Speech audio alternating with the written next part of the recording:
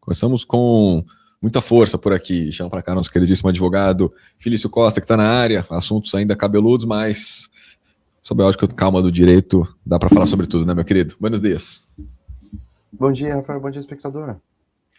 Buenas, meu caro. Bom, te perguntar primeiro da domiciliar do Bolsonaro, como se viu, nada muito impactante, né? Assim, preso domiciliarmente. Uma informação recente sobre isso é que o Moraes negou o pedido da defesa para os filhos terem livre acesso à casa dele. Fica aquela coisa, aquele ambiente, né? Um pouco problemático para os vizinhos. Até mostrei aqui, cara, doutor, os vizinhos dizendo acabou nosso sossego, né? Aquela coisa, prisão meio curiosa, prisão temporária de 90 dias. Como você viu o cumprimento dessa transferência, meu caro? Tranquilo também, né?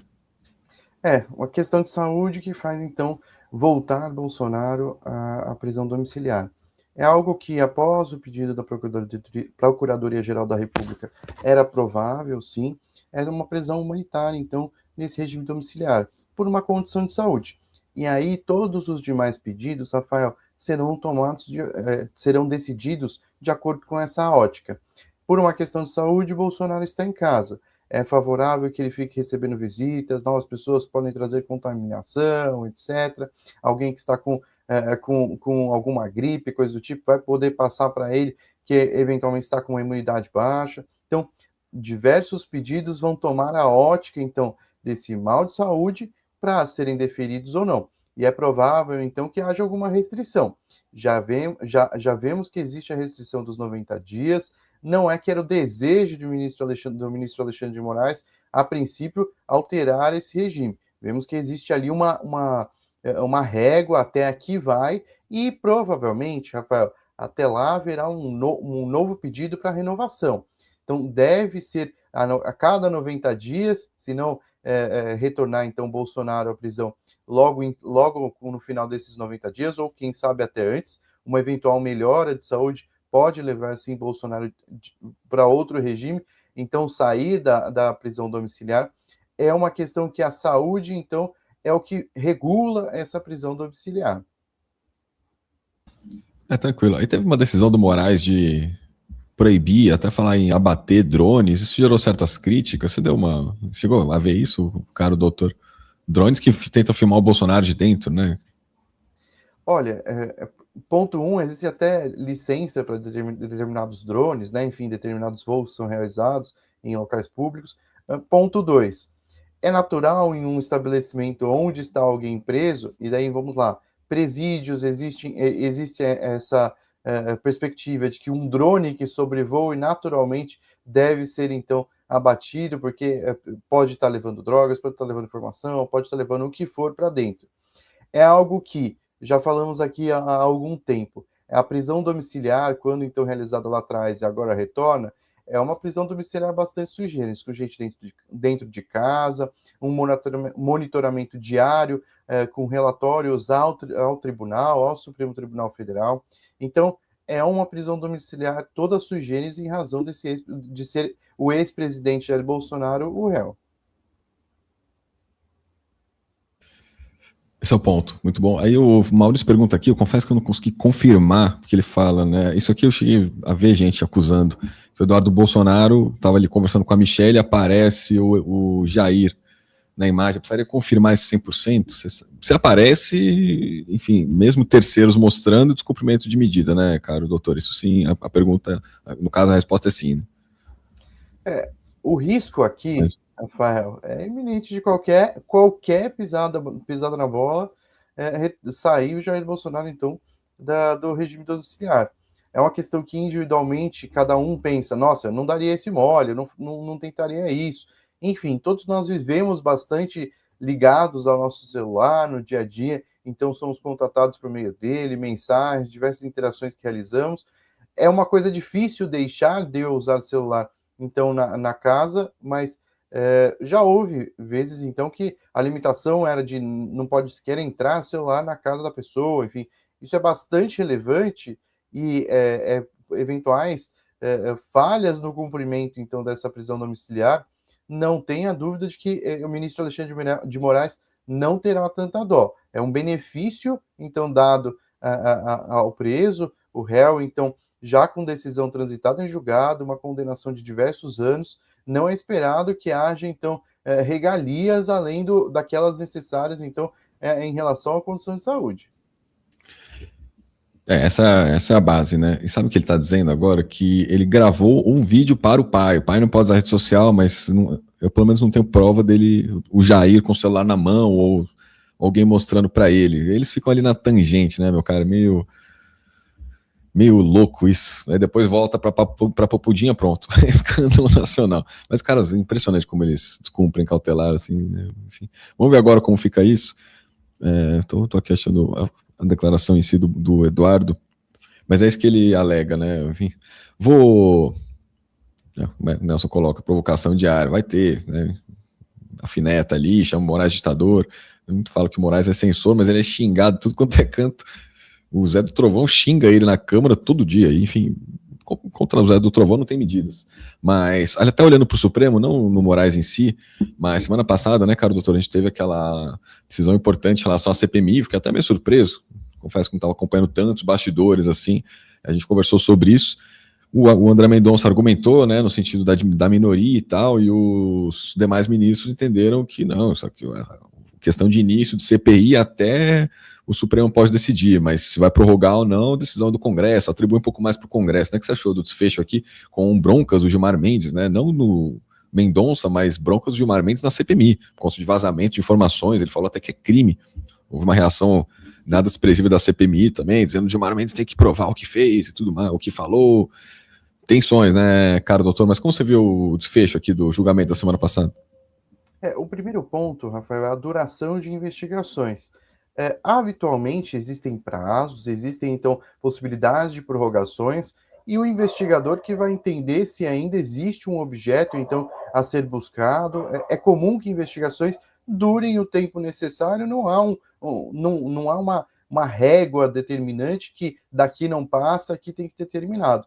Investigações mais complexas duram mais tempo, e então o Poder Legislativo tendo esse poder de investigar, o que a gente vê é uma necessidade mesmo de independência dele para que realize. Existe esse mecanismo, que é político, muito embora ele possa ter repercussão criminal, então um relatório ser enviado para a Procuradoria-Geral da República e ela ofertar uma denúncia em relação a alguém que é investigado numa CPI, mas há, em alguma medida, essa independência do investigador, ele precisa poder investigar o que ele quiser.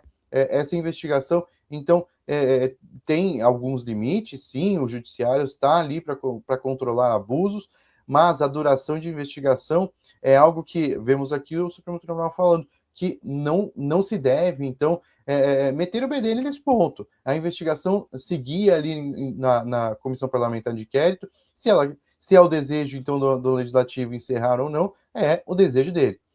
O segundo ponto é que, de tempos para cá, se tornou algo normal o vazamento de informações. Olha, houve, lembrando aqui, próximo de eleições, grampo da ex-presidente Dilma, mensagens, então, que saem. É algo que existe, sim, até no mundo do jornalismo, o sigilo de fonte protege essa divulgação, que muitas vezes é bastante relevante. Lembremos, então, da Vaza Jato, mensagens entre procuradores e juiz. Só que o que acontece? Mensagens que envolvem a vida privada de pessoas, sigilo bancário, quando desnecessárias essas divulgações, existe proteção constitucional da intimidade, da vida privada, e essas violações podem ser criminosas. Alguém que é um investigador, então, que leve a público tais informações, pode ser, então, alvo de uma apuração administrativa e criminalmente pode ser responsabilizado. É comum que, por outros motivos, investigações sejam até anuladas, então, porque a investigação mostra o Estado indo atrás para apurar um delito. Não pode ele também cometer delitos para alcançar esse fim. A investigação e a sua a necessidade de utilizar instrumentos válidos é bastante relevante, e é essa bronca que a gente vê no âmbito do Supremo Tribunal Federal. Isso aí tá sob investigação também, o louco é que o Gilmar acusa a cúpula, né? Pelo menos ficou a sensação ali, meio pedrada, que seja investigado e a verdade apareça, né? Acho que é esse o termo. Mas assim, no caso de vazamento de mensagens privadas, se comprovarem que foi um autor, assim, um assessor, chegarem a um nome, é a pessoa privada que processa, né? Não sei, ou seria um crime assim, o próprio Ministério Público iria para cima? Como que fica isso? O vazamento das mensagens privadas, aquelas de cunho sexual até, né? Que não importam para nada na investigação, por exemplo. Seria o caso do Ministério Público, sim. Seria uma ação, Também, Ministério Público. ação pública incondicionada. Então, envolve o cargo público, o emprego do cargo público para uma finalidade outra. Então, mesmo que não seja a própria, alguém pode estar recebendo um dinheiro para liberar mensagens, ou mesmo que não esteja. A vulneração do cargo público, então o emprego dessa função pública que permitiu o acesso então do investigador, de alguma pessoa a essa investigação, é necessário então que sejam coibidas condutas abusivas quanto a informações sigilosas. Naturalmente, a gente vê informações sobre o relacionamento com a ex-namorada, qual é a pertinência para a investigação. Vazamentos seletivos podem, então, danificar uma reputação, seja a pessoa inocente, culpada, ainda não é uma pessoa que foi condenada com condenação em trânsito julgado, enfim, de qualquer maneira, os danos podem ser imensos. O negócio é sério, né? Aí você vê uma diferença em relação até a Lava Jato, que não investigava esses vazamentos. Bem que, vamos ver até onde vai parar isso, né, meu cara? E falando em vazamento ainda, sai matéria no UOL, Caro Feliz, apontando indícios de vazamento de informações para o Vorcaro, sobre aquelas operações que o atingiram, né? Líderes do Banco Master, inclusive. Vários indícios assim, né? Assim, camas reviradas, gente que não estava no local, mas de forma fantástica, né? Vai na academia, enquanto dura o mandado de busca, fica na academia e não aparece.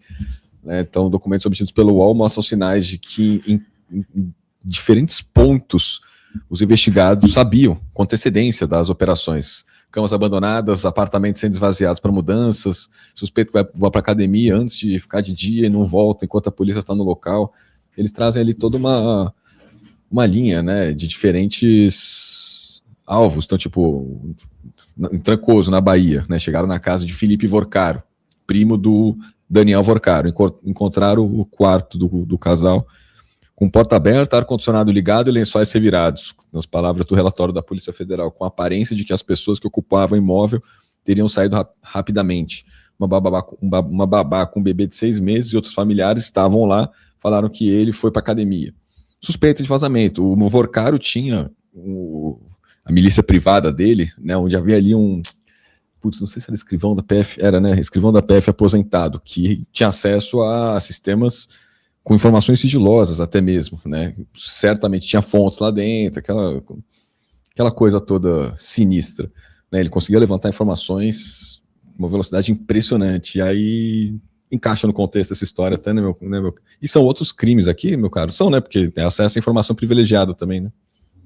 O foco seria principalmente em funcionário público, então, que revele essa existência da operação.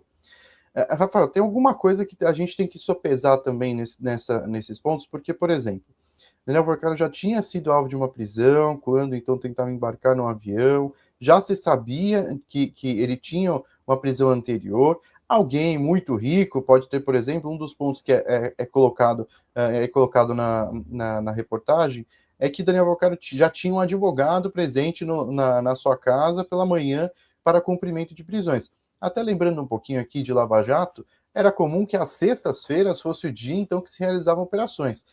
Há vezes em que se imagina que, olha, existe a possibilidade de que aconteça aqui uma operação. Enfim, existem meios de se prever que não envolvem também informação sigilosa.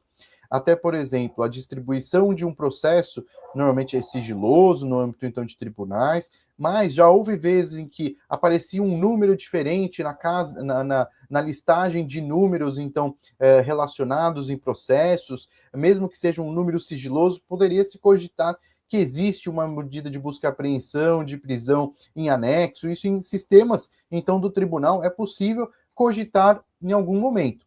De qualquer forma, o passado também permitia cogitar a tomada de providências por parte dessas pessoas. Não é algo inédito, alguém, por exemplo, que é investigado, temeroso, então, com a sua condição, que vá então, para repasse, então, a dormir em um tal outro local, para que aconteceu ou não aconteceu a operação, depois retorne. podem existir riscos cautelares, então, de que alguém seja considerado foragido quando existe uma prisão decretada num caso desses, mas o principal aqui, um vazamento ele viria de dentro, então seria alguém da própria Polícia Federal, são diversos, então, policiais que dão cumprimento a essas operações, não só aqueles que investigam propriamente os fatos, mas também outros diversas delegacias são chamadas, então, em diversas cidades, a contribuir para a realização de operações. Então, é um objeto válido de investigação e são muitos, realmente, os flancos possíveis de um vazamento acontecer. Imagine uma grande operação, acontece em Brasília, São Paulo, Rio de Janeiro, todos esses locais, existem chances relevantes de que alguém, então, realize um vazamento. Existem cautelas que são tomadas, por exemplo, dentro da Polícia Federal, quando vai acontecer uma tal operação, não se revela a todos aqueles que realizarão essa operação o que acontecerá. Existe um comando de simplesmente apareçam às 4 da manhã na Polícia Federal, então sairemos a partir dali. As informações são reveladas no momento. Apenas quem precisa saber, sabe então que acontecerá uma tal operação.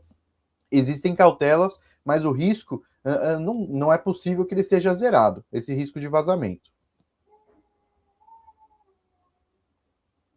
Que coisa, né? Nossas repúblicas dos vazamentos. Mano, para fechar aqui, queridíssimo, olha, sempre impecável a entrevista, a CPMI do INSS não aprovou nenhum relatório no final das contas. Ficou sem nada.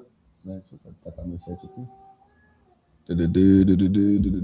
Bom, depois eu trago o ponto mais delicado desse fim da CPMI, né? Mas sem relatório, eles pediram indiciamento, sem aprovação, não consta nada. Os governistas chegaram a apresentar um relatório paralelo, que aí o presidente da CPMI sequer apreciou, encerrou tudo ali, interpretaram como derrota e falou, né, tipo, pegou a bola é minha e ninguém vai jogar. Ainda assim, os governistas falam em acionar, né, pegar o relatório alternativo deles e apresentar direto na polícia. Eu não sei se essa ala da cúpula da CPMI do INSS vai fazer a mesma coisa. De qualquer forma, são casos já investigados pela PF, né, meu caro? Sem esses relatórios aprovados, essa notícia crime ainda pode ser ouvida? Como é que fica isso? Tem menos peso, né? Com relatórios, sem relatórios, cabe à Procuradoria-Geral da República, então, ofertar ou não denúncia, determinar ou não arquivamento de investigações já em curso. Tem uma característica bastante política, então, nessas investigações realizadas por comissões parlamentares de inquérito, mas, no fundo, elas destinam, então, o resultado do que aconteceu à Procuradoria-Geral da República. Nesse caso, já sabemos de investigações em curso, em paralelo também, então, pela Polícia Federal, houve buscas e apreensões, prisões e tudo mais. Então, é um esforço político bastante relevante que acontece e o resultado de investigações comumente, então, gera um procedimento perante a Procuradoria-Geral da República e lá, então, que é dada uma destinação. Em crimes, então, ações públicas incondicionadas, então, no âmbito penal, é o Ministério Público quem cabe, então, realizar uma denúncia, seja em primeira instância, como for, é o Ministério Público que cabe dar um andamento que se entenda necessário a esses crimes constatados, eventuais crimes. Perfeito. Não é um fim absolutamente pizza, né? Vamos dizer assim. E, bom, meu caro, na verdade, vou aproveitar a sua especialidade para até se me ajudar nesse caso aqui, porque o final da CPMI também foi marcado por uma acusação pesadíssima. Eu não sei até onde esse tipo de fenômeno de parlamentar vindo a público com denúncias seríssimas relacionadas a estupro, pedofilia, não sei até onde pode ser positivo ou não, né? Tipo, no caso ali daquele desembargador que foi acusado por parlamentares, Erika Hilton, Duda Salabert, o negócio andou. Aqui nesse caso ele soou mais contraditório, porque parlamentares, o Lindbergh Faria e a Soraya Tronic estão acusando um colega, né, que é o Alfredo Gaspar, de ter abusado de uma menina que depois engravidou e teria hoje 21 anos, a vítima, com uma filha de 8. Uma acusação seríssima. Eles fazem uma coletiva de 20 minutos falando sobre isso, ao mesmo tempo falando no final da CPMI. Eu não sei, o meu ponto de achar estranho isso aqui, gente, é porque eles falam que tem muitas gravações e tem muita coisa nesse sentido. Tá, ok, né? Falou que tá tudo com a Polícia Federal, vai investigar. Mas ali é duro, né, cara Felício? Se eles têm um vídeo, assim, que envolve alguma cena de pedofilia, quem tem o vídeo comete crime também. É uma lei muito delicada, né, meu caro? O que a gente tá vendo é esse fenômeno de parlamentares vindo a público denunciar crimes de cunho sexual. não tô nem dizendo, tô formando minha opinião também, viu, gente? Não sei até onde é bom, é ruim, porque também ficar em silêncio, né? Fica o silêncio.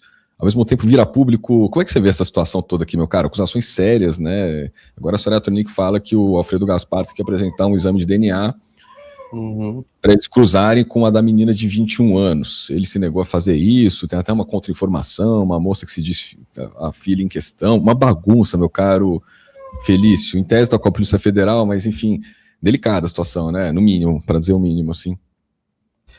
O que a gente vê, a palavra normalmente até se usa denúncia, vulgarmente em notícias, deve ser uma notícia crimes. Então, um trecho de informação, esses dados, então, que são remetidos para a Procuradoria, para o Geral da República, ou para a Polícia Federal. Então, é um pontapé para uma investigação. O que acontece deve, então, a juízo então, de um delegado de polícia, de um procurador da República, deve ter andamento ou não esse relato, então, do que acontecia. Até, Rafael, a manutenção de material com pornografia infantil é um crime por si só, a manutenção, mas, de qualquer forma, tem essas cautelas de que alguém que recebe esse conteúdo para realizar uma denúncia, então tem um conhecimento, e assim que tem um conhecimento, revela essa informação, obviamente não há um dolo, então, no cometimento do crime como o posto. Então, autoridades, por exemplo, no âmbito da polícia, que detêm tais vídeos simplesmente porque existe uma necessidade processual, não cometem esse crime. Então, a questão do dolo aqui é que é relevante a gente entender. A respeito, então, da atuação dos parlamentares, existe uma liberdade de fala do membro do Legislativo, ele pode, então, sendo pertinente à coisa pública, dar conhecimento de fatos. Existe crime também quando existe uma calúnia, quando alguém, por exemplo, sabe que está imputando um fato falso em relação a alguém, um fato criminoso falso.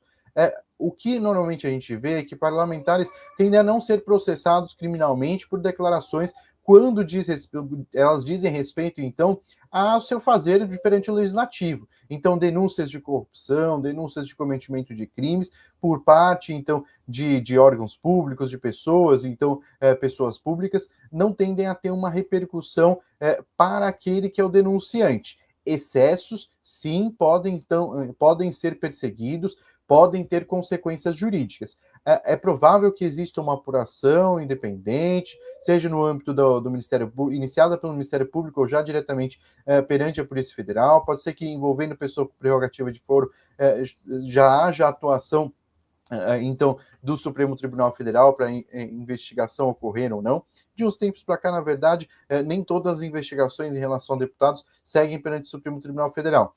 Mas é um caso de denúncias relevantes, que vão ser, então, apuradas certamente. Muito bom ponto. Aí eu levanto o problema às vezes, gente, porque o empate é meu papel mesmo, mas aí é importante contextualizar também que eles relatam que a vítima procurou eles, né, pedindo socorro, desesperado, ponto que eles levantam por ali, e aí que você falou de material, né, de pedofilia, exatamente isso. Eu mesmo já recebi um material, falei, caramba, fui bater lá na delegacia, porque isso foi, putz, não tinha tanta facilidade pela internet, né, fui bater lá na delegacia, lá no centro de São Paulo, inclusive. E aí é isso, né? A pessoa que me mandou o vídeo, eu recomendei que apagasse também, espero que tenha apagado na época, né? Depois nunca mais falei com a pessoa também. Mas foi isso, né? Investigações sensíveis, de qualquer forma, que seja apurada, né, meu caro? Cenário complexo, para não dizer mais. E obrigado, queridíssimo, por ajudar a gente a formar opinião, né, sobre esses fatos complexos. Vou trazer mais umas informações sobre esse caso, mas te libero, meu queridíssimo. Obrigado mesmo. Que a gente precisa ouvir aqui desse entendimento jurídico do caso está bastante satisfatório. E essa semana a gente conversa um pouco mais, queridíssimo. Obrigado mesmo. Obrigado, Rafael. Um abraço a você, um abraço, espectador. Ótimo dia. Grandíssimo, feliz. Muito bom sempre, né, gente?